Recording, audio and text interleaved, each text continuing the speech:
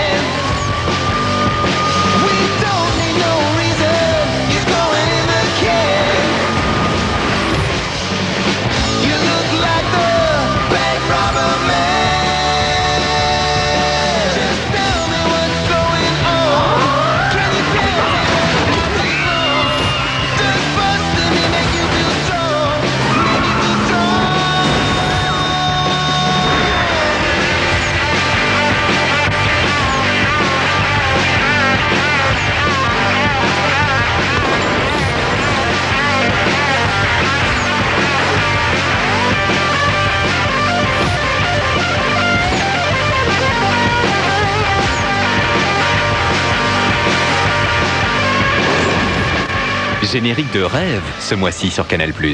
Merci, je me suis vraiment sentie comme pénétrée.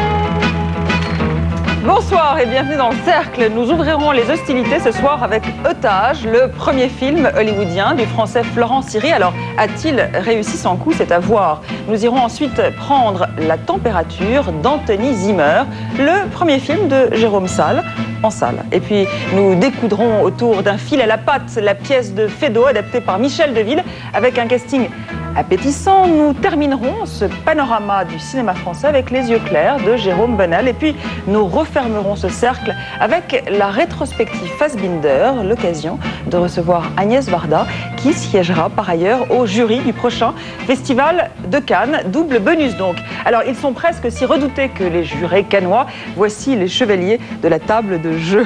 Pascal Mérigeau, du Nouvel Obs. Bonsoir. Vous avez acéré vos canines? Oh, ça va. Ça va? Axel Roper, de la lettre du cinéma. Bonsoir. La douce Axel. Oui. Vous avez quelques cartouches ce soir? Oui, vous verrez. Oui? Détonnante, oui. Détonnante, Oui. Diable. Alors, notre crazy British professeur, avec l'accent, Michael Sadler, bonsoir. Il faut que je parle avec l'accent ce soir. Je vais parler avec l'accent. Bonsoir, Daphné. Mais pourquoi vous dites ce soir? Parce que tous les soirs, vous parlez avec l'accent. Ah bah, Il y a une exception. Je m'entraîne comme Douanel devant la glace chaque fois pour perfectionner mon accent. Ouais, c'est pas réussi. Hein. Je tombe des nues. Oui. Jean-Marc Lalanne, des Inrocks. Bonsoir. Bonsoir. Ça va? Ça va bien, merci. Oui. Marie Sauvion. Bonsoir Daphné. Petit Parisien. Bonsoir. Et votre petit copain à côté, Xavier Le Harpeur.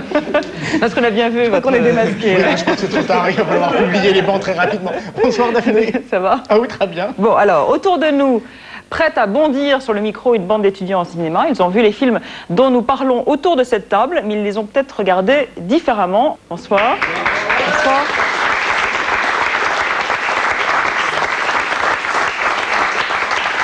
Alors, on attaque fort avec Otage. C'est à la fois le énième film où Bruce Willis joue les sauveurs à gros bras et gros calibre et les premiers pas à Hollywood d'un réalisateur français de 40 ans, Florian Emilio Siri. Son précédent film, Need Gap, avait séduit Bruce Willis. Du coup, Siri se retrouve aujourd'hui à diriger la superstar des films d'action sur un scénario tortueux où tout le monde est l'otage de quelqu'un.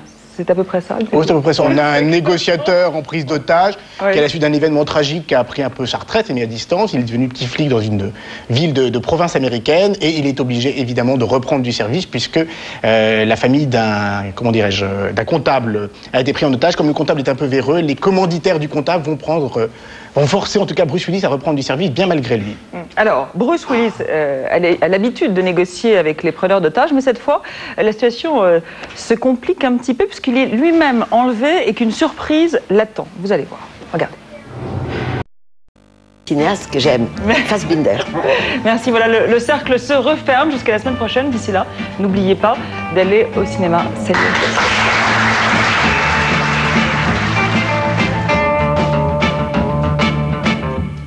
Mesdames et messieurs, je vous présente le mangeur d'hommes, Kumar. Alors c'est là que t'as atterri. Raoul! Je ne veux plus que tu t'approches de mon frère. Sangha n'est pas un tueur. Kumal non plus. Tu espères qu'ils ne le sont pas.